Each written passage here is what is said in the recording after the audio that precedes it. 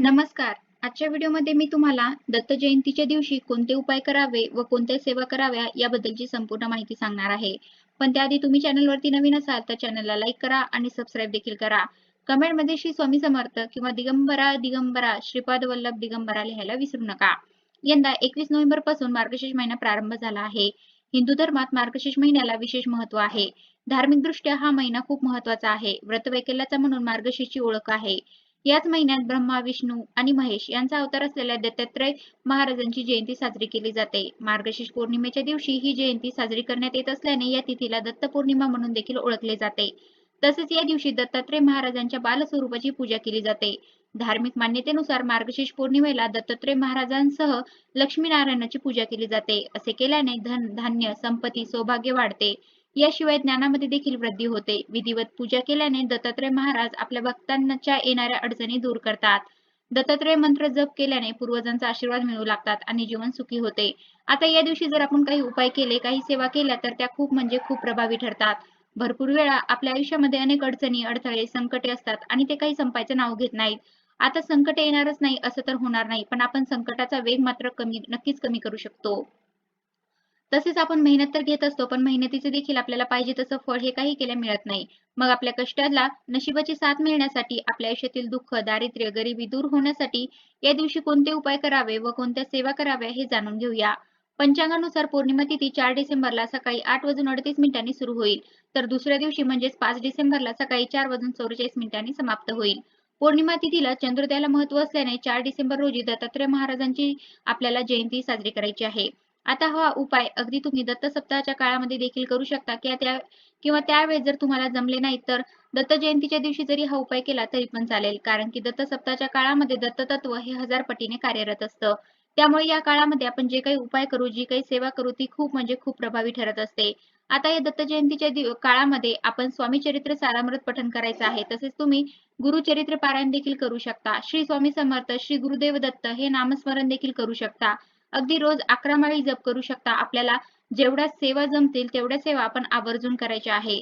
यामुळे आपल्याला श्री स्वामी समर्थ महाराजांचा, दत्त महाराजांचा आशीर्वाद प्राप्त होत असतो व आपल्या आयुष्यामध्ये कधीच कसलीच कमतरताही भासत नाही. साक्षात दत्त निवास असलेला पवित्र वृक्ष म्हणून औदुंबराची ख्याती आहे. 21 गुणांनी परिपूर्ण औदुंबर वृक्षाखाली सद्गुरू माऊली दत्तांनी साधना केली होती. औदुंबराला भूतलावावरील कल्पवृक्ष देखील म्हणतात. कारण प्रभू विष्णूंनी औदुंबराला आशीर्वाद दिला आहे की याला सदैव फळे येतील. तसेच या झाडाचे पूजन व भक्तीने सर्व मनोकामना पूर्ण होतील.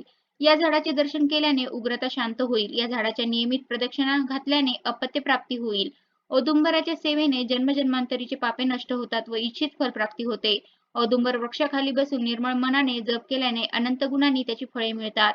औदुंबर वृक्षातळी निर्मळ मनाने एकचित्ताने एकादशीने रुद्र केला असता अतिरुद्र केल्याचे फळ मिळते. औदुंबराच्या मंद गतीने प्रदक्षिणा केल्यावर खूप पुण्य पदरी पडतं. या झाडाच्या 1 लक्ष प्रदक्षिणा केल्याने कुष्ठरोगासारखे भयंकर रोग देखील जातात.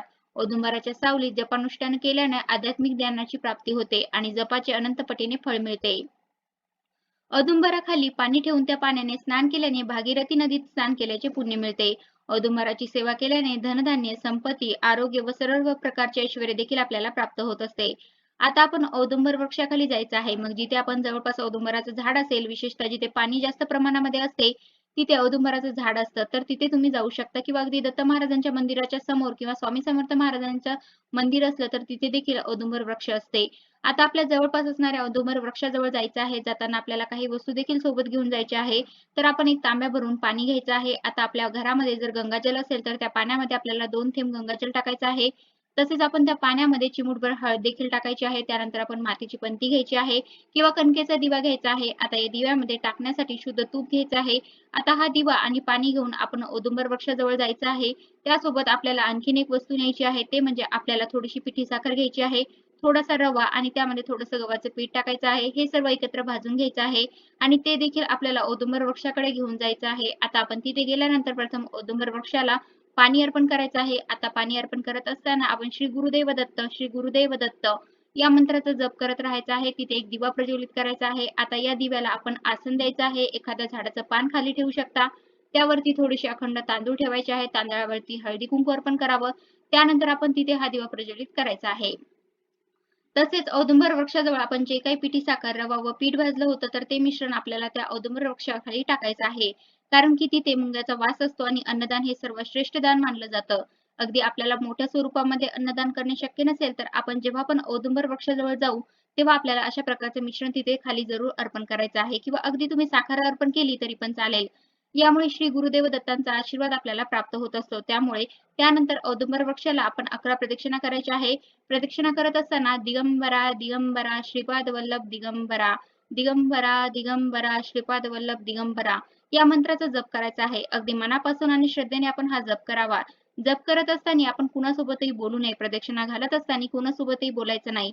आपण फक्त प्रदक्षिणा आणि जप करायचा आहे. आता यानंतर औदुंबर वृक्षाजवळ आपण आपलं डोकं टेकवायचं आहे. आता आपली जी काही इच्छा आहे, मनोकामना आहे ती औदुंबर वृक्षाला सांगायची आहे. मग कठीणातली कठीण कोणती इच्छा असेल, घरामध्ये पैसा येतो, पण तो पैसा स्थिर राहत नाही, कुठेतरी वायफळ खर्च होऊन जातो किंवा मेहनत घेऊन देखील आपल्याला पाहिजे तसे फळ मिळत नाही, मुलांची अभ्यासामध्ये प्रगती होत नाही किंवा संतान प्राप्ती होत नाही. जे काही आहे ते मनापासून आणि श्रद्धेने औदुंबर वृक्षाजवळ सांगायचं आहे.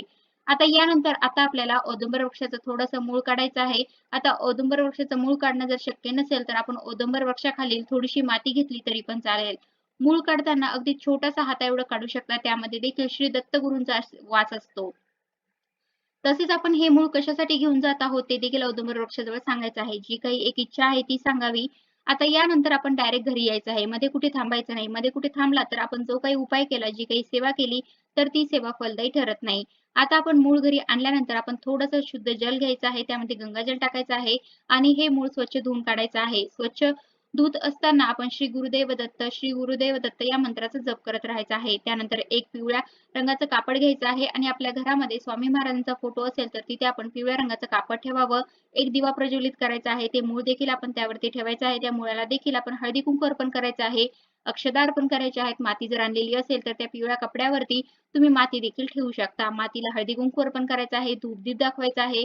त्यानंतर दिगंबरा, दिगंबरा, श्रीपाद वल्लभ दिगंबरा या मंत्राचा 108 वेळा जप करायचा आहे आणि मनापासून आणि श्रद्धेने हा जप करावा. त्यानंतर तुमची इच्छा, मनोकामना श्री गुरुदेव दत्तांना सांगायची आहे. आता अगोदर वृक्षाजवळ आपण जी काही इच्छा सांगितली होती, तीच इच्छा आपण परत इथे सांगायची आहे. त्यानंतर हे मूळ तुम्ही दत्त महाराजांच्या फोटोजवळ, स्वामी महाराजांच्या फोटोजवळ ठेवू शकता. देवघरामध्ये कायमस्वरूपी ठेवलं तरी पण चालेल. तसेच ही माती आहे, ती माती देखील तुम्ही अगदी दत्त जयंतीपर्यंत तिथे ठेवू शकता. मग जेव्हा आपण रोज देवपूजा करत असतो, तेव्हा मुळाची देखील दत्त स्वरूप मानून त्याला धूप-दीप दाखवायचा आहे. तुमची इच्छा रोज तिथे बोलायची आहे. आता देवघरामध्ये ठेवणे शक्य नसेल, तर तुम्ही तुमच्या तिजोरीमध्ये देखील ठेवू शकता. यामुळे आपल्या घरामध्ये पैशांची वाढ ही होत असते. आपली जी काही आर्थिक टंचाई चालू आहे ती दूर होत असते. तसेच ज्या पण व्यक्तीला अनेक अडचणी, अडथळे असतील, त्या व्यक्तीच्या पॉकेटमध्ये, पर्समध्ये देखील तुम्ही हे मूळ ठेवायला देऊ शकता. पण हे पिवळ्या रंगाच्या कापडामध्ये बांधायचं आहे आणि त्यानंतर तुम्ही सोबत ठेवलं तरी पण चालेल.